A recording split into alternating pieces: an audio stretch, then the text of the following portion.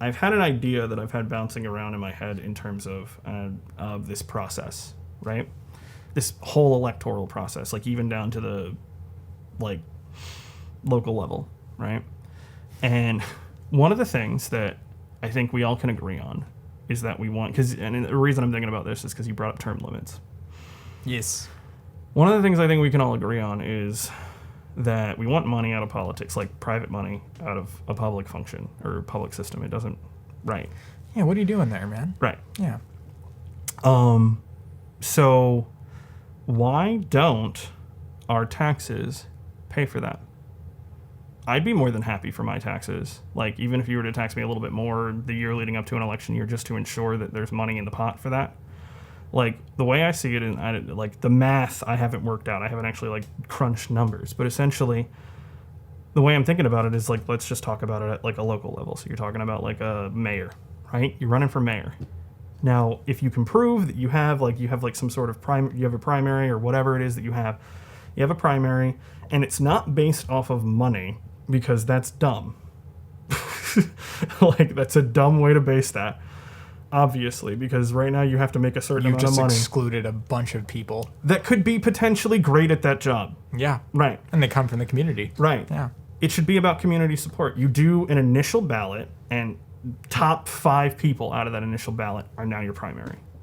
Right? It's about who you can get to vote for you. It's not about money. Like, yeah, money can play a role in that even at that stage. Sure.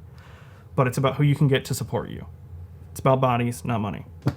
And so after that, you have your primary, you have your top 5 for mayor or whatever.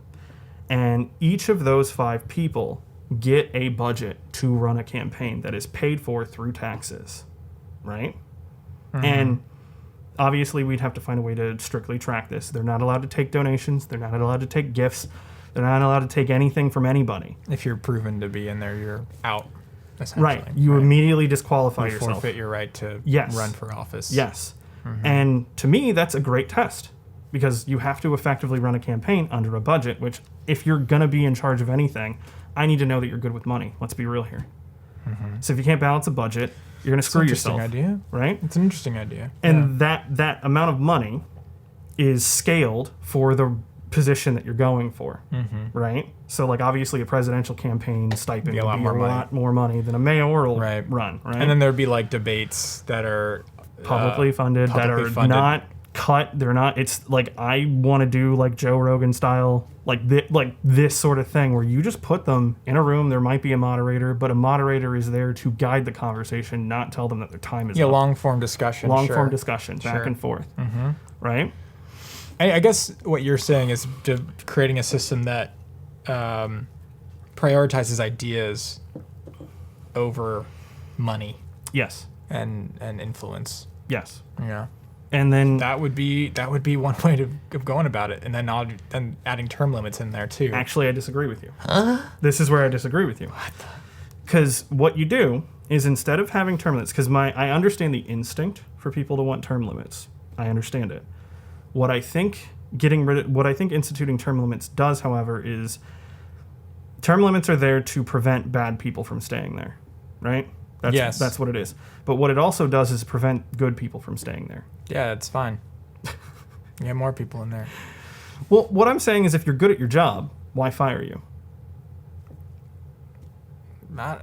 It doesn't matter. Like,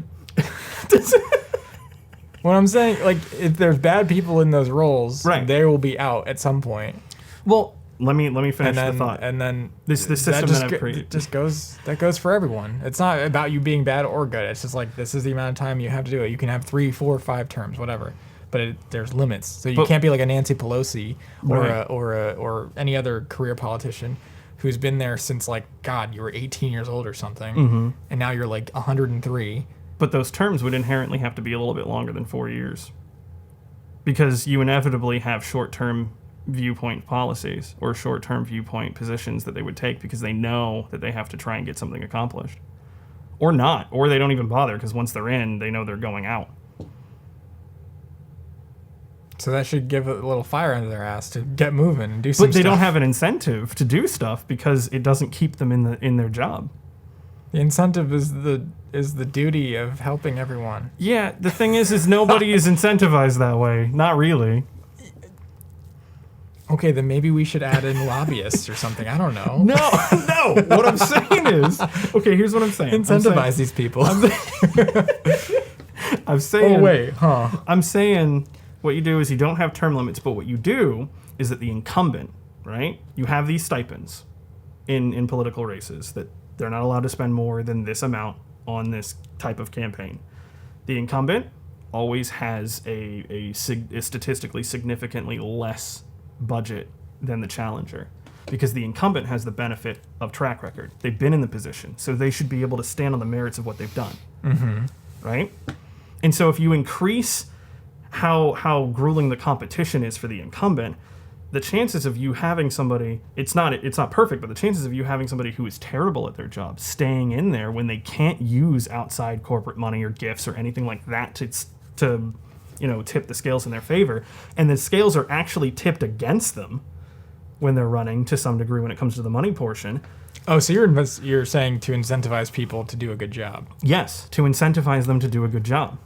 Right, because they're getting a barrage of potential challengers. Exactly. Yeah. And those challengers have a money advantage, but they have an advantage of I've done the job. So if they've been doing a good job, the money advantage doesn't matter. Mm-hmm. Yeah, it's an interesting idea. That's how I think. I mean, I haven't obviously. I dig it. Like I dig the idea because it takes care of several issues. Pulling money out and special interests, pulling lobbyists away from that whole thing, and then it also incentivizes doing the work as opposed to pretending to do things. And honestly, I feel like you would probably get more voter turnout because they would see that their votes matter. Yeah. Like you would have people being overturned left and right initially. All right, people, if you're still listening to this, I want you to comment what you think about this idea. And then I want you to reach out and we should have a discussion about this because I want people to tear this apart. Yeah, please do. Because it's untested, obviously. And it sounds good at face value, but I would love to actually Yeah. Yeah. Yes, I would relish in somebody ripping apart this idea and seeing where it falters. We could have a better system for sure. Yeah. Is this what it looks like? Maybe. But we're never talking about that. It would take care of a lot of these issues. I mean, the idea that so much corporate money is in these political elections the fact that Wall Street was happy that Kamala Harris was the VP pick just tells you everything you need to know about her. Yeah. I've got stocks, sure. Okay, cool. The stock market's doing well and they're happy, sure. That means more money for me. But it's not about me. It's about us.